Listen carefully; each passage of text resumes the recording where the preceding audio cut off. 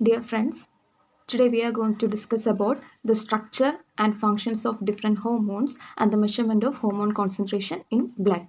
Before that, we have to discuss about hormones. Simply, we can say hormones are chemical messengers that are secreted by endocrine glands or other specialized cells, and they are directly released into the bloodstream, and the circulatory system carries these hormones to the target cells, and where they control the functions of target cells. Okay, now we are going in detail. There are three classes of hormones are there. First one is proteins and polypeptides, second one is steroids, and the third one is derivatives of amino acid tyrosine. So the proteins and polypeptides includes the hormones secreted by hypothalamus, anterior and posterior pituitary gland, pancreas, and parathyroid gland. And the second one is steroids. They are secreted by adrenal cortex, ovaries, testis, and placenta. And the third one is derivatives of amino acid tyrosine, and they are produced by thyroid gland and adrenal medulla. And there are no non-polysaccharides or nucleic acid hormones. The first one is proteins and polypeptides, and the first endocrine gland is the hypothalamus, and we are going to discuss the different hormones released by the hypothalamus. The first one is thyrotropin releasing hormone. It is a peptide of 3 amino acids, and the function is to stimulate the thyrotropes. The thyrotropes are the cells, the endocrine cells seen in the anterior pituitary gland, and this thyrotropin releasing hormone stimulate these cells to secrete TSH, thyroid stimulating hormone. The next hormone is the gonadotropin releasing hormone. It has a single chain of 10 amino acids, and the formula is glutamic acid, histidine, tryptophan, serine, tyrosine, glycine, leucine, arginine, proline, and glycine. And the function of gonadotropin releasing hormone is to stimulate the gonadotropes to secrete FSH and LH, follicle stimulating hormone and luteinizing hormone. Next is the corticotropin releasing hormone. It has a single chain of 41 amino acids, and it stimulates the corticotropes to secrete the adrenocorticotropic hormone. Next is the growth hormone releasing hormone. It has a single chain of 44 amino acids, and it stimulates the somatotropes to secrete the growth hormone. Next, the fifth one is the growth hormone inhibitory hormone. It has a single chain of 14 amino acids, and it inhibits the secretion of growth hormone by somatotropes. And the last hypothalamic hormones is the prolactin inhibiting hormone. The structure is not described, but it has close relation with the neurotransmitter dopamine, and the function is to inhibit the synthesis and secretion of prolactin by lactotropes. All these lactotropes, somatotropes, thyrotropes are the endocrine cells found in anterior pituitary. Next is the anterior pituitary hormones. The first one is growth hormones, and it has a single chain of 191 amino acids. So we can say it as a protein because it has more than 50 amino acids in its chain. So the function is the stimulation of protein synthesis, and it also stimulates the body growth, and it stimulates the secretion of insulin like growth factor, that is IGF-1, and it also stimulates the lipolysis, and it acts as an inhibitor for the functioning of insulin. We know that insulin has effect on both carbohydrate and lipid metabolism, and this growth hormone inhibits such actions of insulin, and the growth hormone is also necessary for controlling the metabolic functions in the testes, and it also promotes the early division of spermatogonia to form the spermatids. But in the absence, the spermatogenesis become absent or deficient, and this will later cause infertility. And the second one is thyroid stimulating hormone. It is a glycoprotein of 2 subunits, and the two subunits are alpha and beta subunits. The alpha subunit consists of 89 amino acids and the beta consists of 112 amino acids. And the function is to stimulate the synthesis and secretion of thyroid hormones by thyroid follicular cells, and it also maintains the size of thyroid follicular cells. The third hormone is prolactin. It is a single chain of 198 amino acids, and the functions include the development of breast in female, and it also stimulates the production and secretion of milk. Then the fourth one is follicle stimulating hormone, or FSH. It is a glycoprotein of two subunits, alpha and beta, and the alpha subunit having 89 amino acids and beta having 112 amino acids. That is similar to the thyroid stimulating hormone, and the functions are the FSH causes growth and development of ovarian follicles and sperm maturation. It regulates spermatogenesis. It also causes the ovulation and formation of the corpus luteum in the ovary, and it stimulates the production of estrogen and progesterone by the ovary, and it also testosterone production by the testis, and it stimulates the Sertoli cells of the testis for the spermiogenesis. Next is the luteinizing hormone. It is also a glycoprotein of alpha and beta subunits, alpha containing 89 amino acids and beta containing 115 amino acids. The functions of FSH and LH are almost similar. The difference in their structure is only in the beta subunits. The beta subunits of FSH contain only 112 amino acids, while in LH it is 115 amino acids. This is the only difference between them. And the functions include the stimulation of Leydig cells of testis to secrete testosterone, and it also stimulates the development of ovarian follicles, regulates spermatogenesis, and it stimulates ovulation and formation of corpus luteum in the ovary, and it also stimulates the production of estrogen and progesterone by the ovary. And the LH also regulates the testosterone production. If there are more amount of luteinizing hormones are available, the testosterone production is also increased. Next is the adrenocorticotropic hormone, or ACTH. It is a large polypeptide with a chain length of 39 amino acids. A digestive product of ACTH, that is with 24 amino acids, has the full effect of the total molecule, and the function is to stimulate the synthesis and the secretion of adrenocortical hormones, and maintaining the size of zona fasciculata and the zona reticularis of cortex, adrenal cortex. These are the two layers found in the adrenal cortex, and the ACTH also activates the adrenocortical cells to produce the steroids.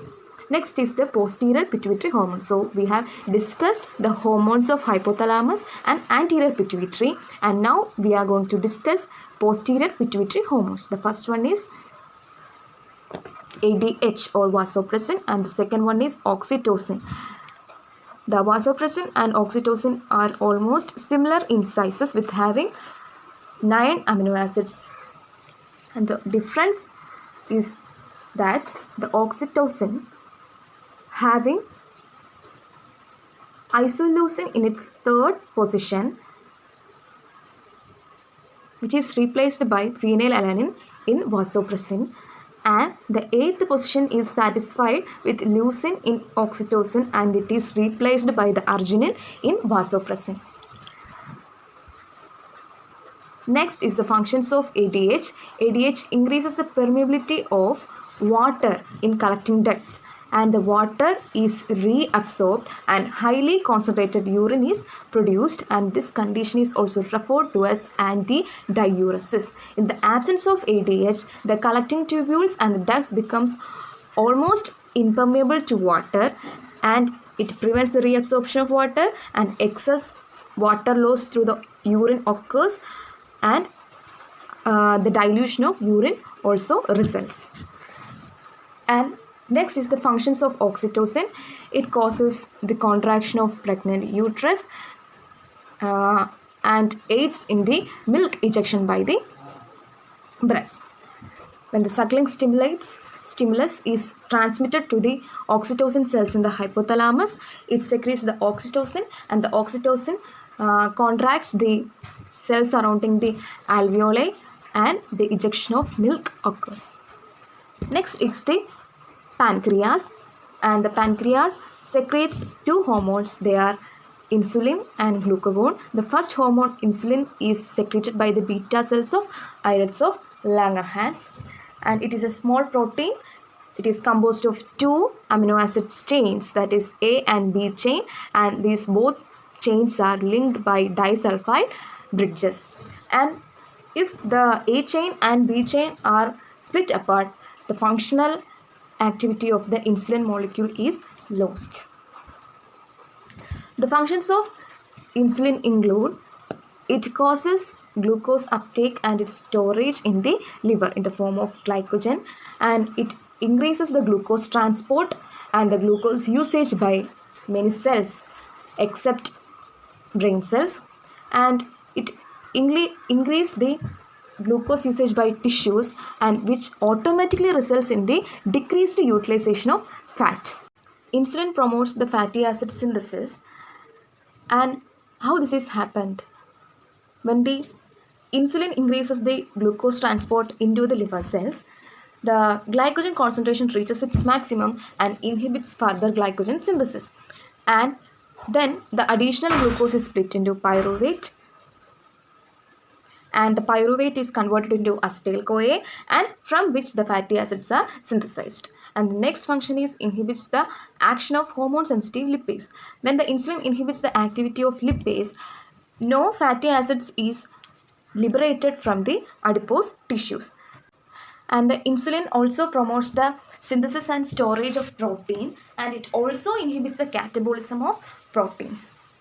And the next function is to depress the rate of gluconeogenesis and this is done by inhibiting the enzymes which are responsible for the gluconeogenesis. And the second hormone is glucagon, and it is produced by the alpha cells of islets of Langerhans. It is composed of 29 amino acids. It causes glycogenolysis and increased blood glucose concentration.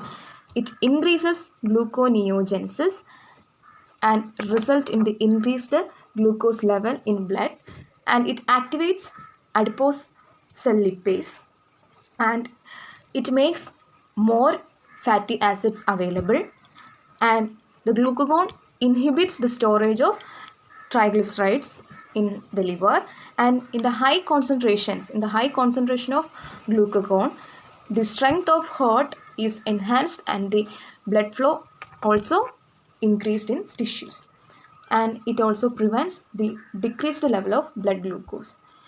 And the next is the parathyroid gland, and the hormone secreted by this gland is the parathyroid hormone, and it is a polypeptide with 110 amino acids.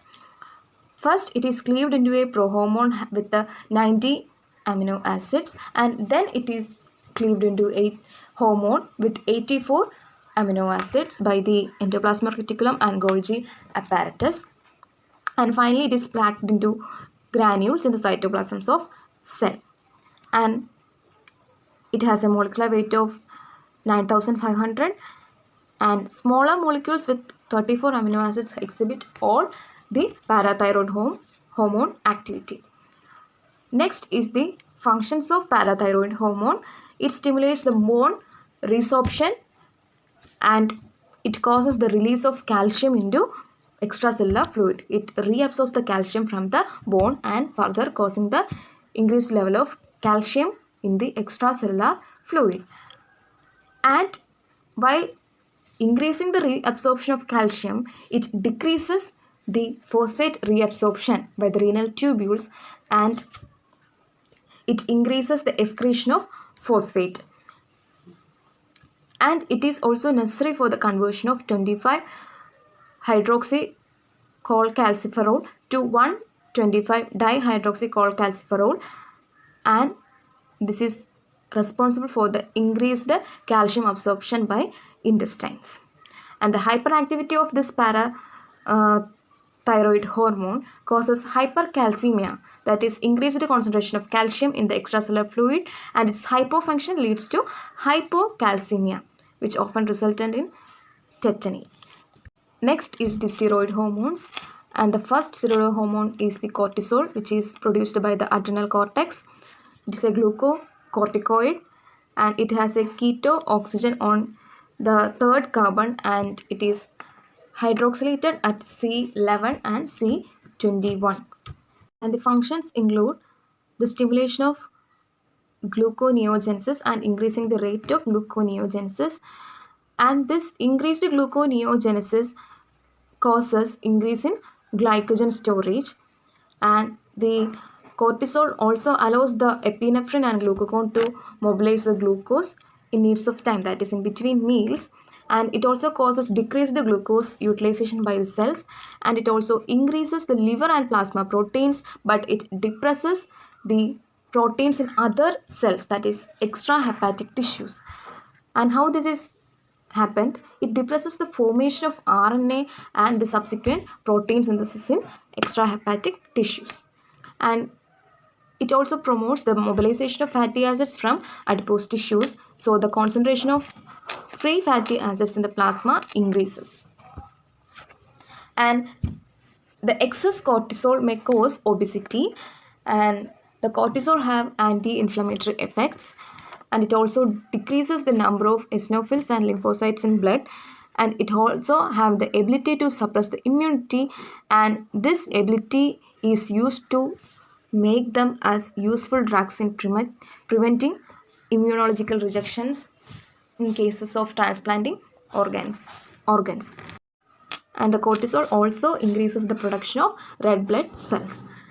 The second hormone by the adrenal cortex is the aldosterone. It is a mineralocorticoid, and it has an oxygen atom bound at the 18th carbon atom.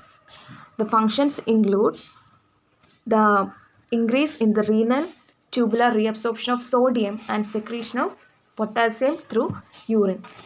It stimulates the transport of potassium from the extracellular fluid into most cells of the body. And the excess aldosterone causes hypokalemia, that is the decreased potassium concentration in plasma, and muscle weakness. And too little aldosterone also may cause hyperkalemia and cardiac toxicity. Excess aldosterone increases tubular hydrogen ion secretion and causes alkalosis. As we have mentioned earlier, the aldosterone increases the reabsorption of sodium, and this reabsorption of sodium takes place when the hydrogen ion is secreted or exchanged. So when the aldosterone is in excess, it also increases the hydrogen ion secretion, and which will automatically result in metabolic alkalosis. Next is the ovaries, and the main hormones, ovarian hormones, are the estrogens and progestins. The most important estrogen is the estradiol, and the most important progestin is the progesterone. The function of estrogen is to promote the proliferation and growth of cells which are responsible for the development of secondary sexual characteristics in females. And when the females reaches puberty, the estrogens is secreted in more amount, and which will result in the increased size of ovaries, fallopian tubes, uterus and vagina. And it also causes the proliferation of the endometrial glands and the endometrial stroma, and which will later provide the nourishment to the implanted ovum. And it also cause increase in the number of ciliated epithelial cells that line the fallopian tubes, and it also initiate the growth of breast and milk producing apparatus, and it inhibits osteoclastic activity. Osteoclastic activity is nothing but the breakage of bones, so it inhibits the breakage of bones and stimulate the bone growth. And the estrogen also cause the uniting of epiphyses with the shafts of the long bones in females, It increases the body metabolism and fat deposition, and this is the reason why the fat deposition is more in females when compared to males. And it also develops a soft and smooth structure in skin.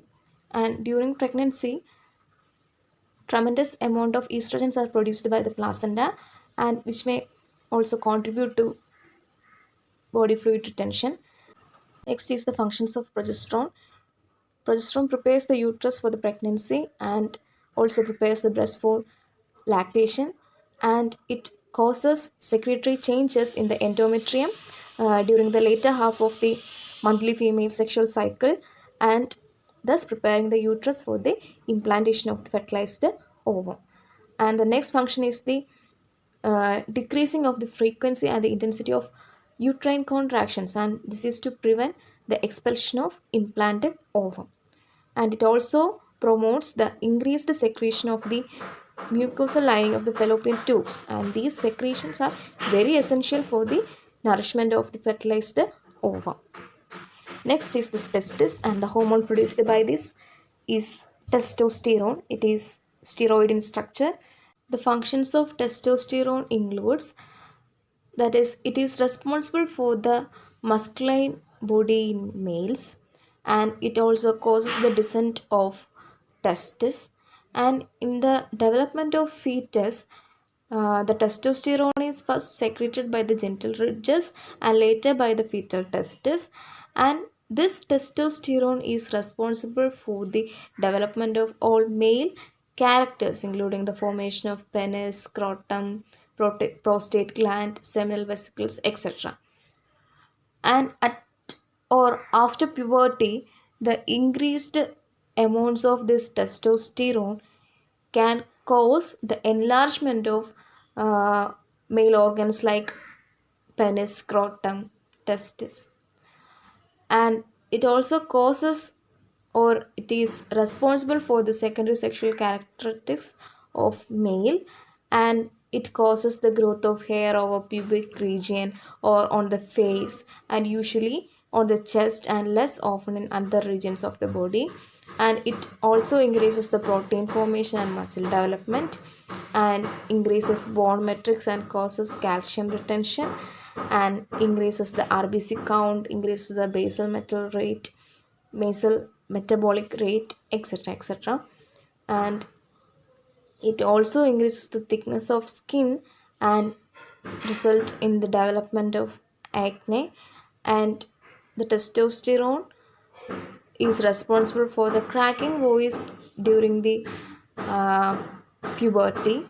This is because of the hypertrophy of the uh, pharyngeal or laryngeal mucosa cells, and this cracking voice is later developed into typical adult voice, adult masculine voice. Next is the placenta, and the two hormones secreted by the placenta is the estrogen and progesterone.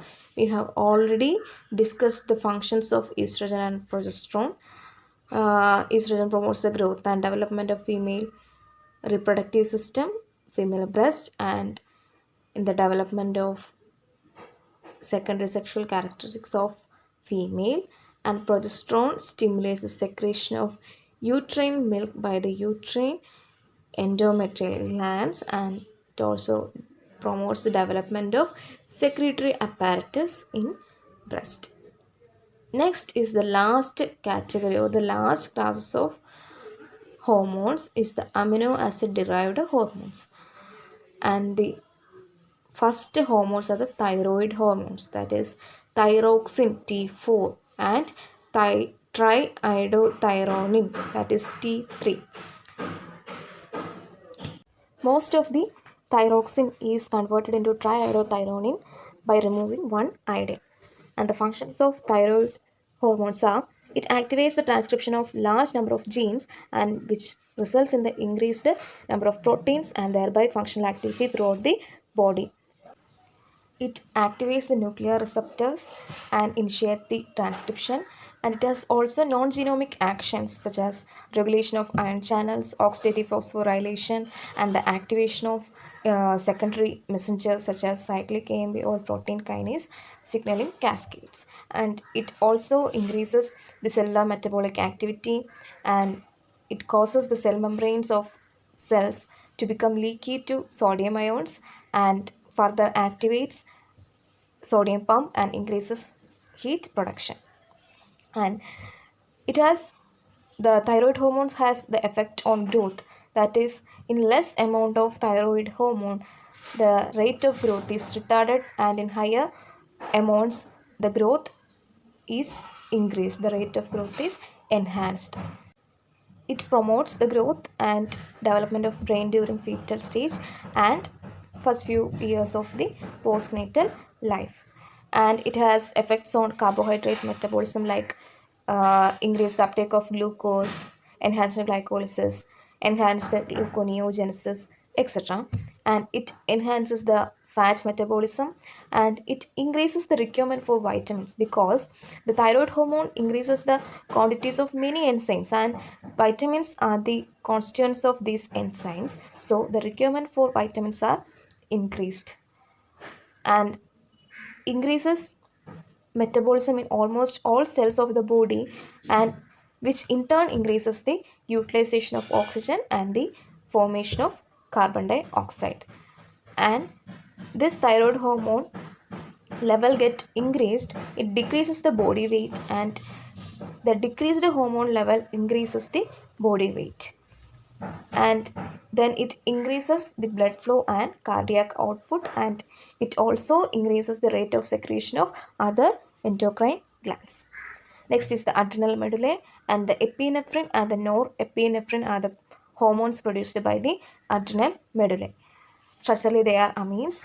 The functions of norepinephrine include it causes the constriction of blood vessels and increased activity of heart, inhibition of gastrointestinal tract, dilation of pupils, etc. And it also increases the peripheral vascular resistance and also elevates the atrial pressure. And next is the function of epinephrine. It causes cardiac stimulation than the norepinephrine, and it only causes weak constriction of blood vessels, and it raises atrial pressure to a lesser extent but increases the cardiac output more than epinephrine. Next is the last topic of our seminar, measurement of hormone concentrations in the blood. The hormones are extremely minute quantities in blood. Some of them are very low as 1 billionth of a milligram per milliliter. There are two methods are employed for the measurement of hormone concentration in blood. The first one is radioimmunoassay, and the second is the enzyme linked immunosorbent assay or ELISA. Radioimmunoassay is a technique which uses antibodies to detect and find the amount of antigen. Here it is hormone in a sample. And first step is the production of antibody, which is highly specific to a hormone, and small quantity of this antibody is taken and it is mixed with a quantity of fluid, animal fluid containing the hormone to be measured, and then it is simultaneously mixed with an amount of purified standard hormone which is tagged with a radioactive isotope. And one condition to be satisfied, that is too little amount of antibody is made available to bind completely both the radioactive hormone and the hormone in the fluid, and therefore the natural hormone in the assay fluid and the radioactive hormone compete for the binding sites of the antibody, and after the binding reaction reached its equilibrium, the antibody and the hormone complex is separated from the rest of the solution. Then the quantity of radioactive hormone or the radioactivity exhibited by the radioactive hormone is measured using radioactive counting techniques such as gamma counter. This is the diagram representing the radioimmunoassay. Here we can see so many wells, and each well contain a particular amount of antibody coated within them, and here is one such well, and it contains three molecules of antibody, and the antibody binding site is satisfied with the radioactive molecules or the radioactive hormones. If the radioactivity is more, it indicates that only small amount of unlabeled antigen, that is unlabeled hormone, is present in the fluid. And if less radioactivity is measured, then we can conclude that there are more number of unlabeled hormone than the radioactive hormone. Here this is the graph showing the concentration against radioactivity. Here we can say the concentration of the assay fluid increases, then the percentage of radioactivity decreases as the concentration of assay fluid increases. Then the radioimmunoassay is performed for standard solutions to obtain a standard curve, and by comparing this standard curve with the curves of unknown assay, we can determine the concentration of hormone in the unknown assayed fluid. Here, this is the diagram showing the standard curve of aldosterone. The second method is enzyme-linked immunosorbent assay or ELISA. This is also used to measure the proteins, including hormones. And in this technique, it combines the antibody specificity with the sensitivity of an enzyme assay. And it is widely used in clinical laboratories, and it is performed in small 96 wells, and each well, this is one such well, and each well is coated with a particular antibody. Here we can see the first antibody AB1, and to this well a sample containing hormone is added, and then followed by a second antibody, that is AB2, and this antibody is also specific to this hormone, but it only binds with the other site or different site of the hormone. Then it is followed by the addition of third antibody, that is AB3, which recognizes the AB2, and this AB3 is coupled with an enzyme, and this enzyme is capable of converting a substrate into products, and this formation of product changes the color of the solution, and this color change can be detected by colorimetry or other fluorescent techniques. Here, the enzyme is capable of catalyzing the formation of thousands of product molecules. So, even small amounts of hormones can be detected, and the amount of hormones is directly proportional to the amount of products formed here. These are the merits of ELISA method. Does not employ radioactive isotopes, though it is the first merit of this method, and much of the assay can be automated using 96 well plates, and it is very cost effective and accurate method for assessing hormone levels. And finally, these are the topics we covered. First, we discussed about the three classes of hormones, namely proteins and polypeptides, steroids and derivatives of amino acids. Then the last, the measurement of hormone concentrations in the blood, and two methods, that is radioimmunoassay and enzyme-linked immunosorbent assay. Thank you.